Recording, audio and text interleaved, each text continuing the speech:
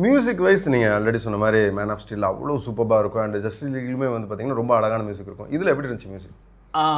அவங்களோட ஐடியாலஜி என்ன அப்படின்னா, அந்த ரெட்ரோஸை ரீக்ரியேட் பண்ணுது, காமிக் ஃபேன்ஸை ரீக்ரியேட் பண்ணுது. அந்த அனிமேஷன்ஸ் நிறைய ஷார்ட்ஸ் ரிசம்பிளன்ஸாக இருக்கலாம், கேரக்டர் ரிசம்பிளன்ஸாக இருக்கலாம்.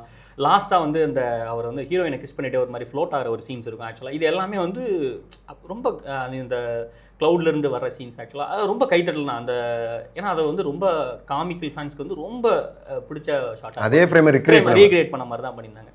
அட் த சேம் டைம் மியூசிக்கும் அதே தான். ஆக்சுவலாக கொஞ்சம் ரீக்ரியேட் பண்ண மாதிரி இருந்தாலும் சில ஷார்ட்ஸ்லாம் ரொம்ப நல்லா இருந்துச்சு. ஆக்சுவலாக அந்த ஹோப்பை கிரியேட் பண்ணுறதுக்கான விஷயங்கள் வந்து ஃபிலிமில் எவ்வளோ, அதாவது ஃபுட்டேஜில் என்ன இருக்கோ அதை தாண்டி வந்து ஃபிலிம் கொண்டு வந்துட்டு இருக்காங்க. ஆக்சுவலாக ஓகே இது வந்து கொஞ்சம் விசிபிளாக தெரியுற மாதிரி மியூசிக்கும் நல்லா சப்போர்ட் பண்ணுச்சு.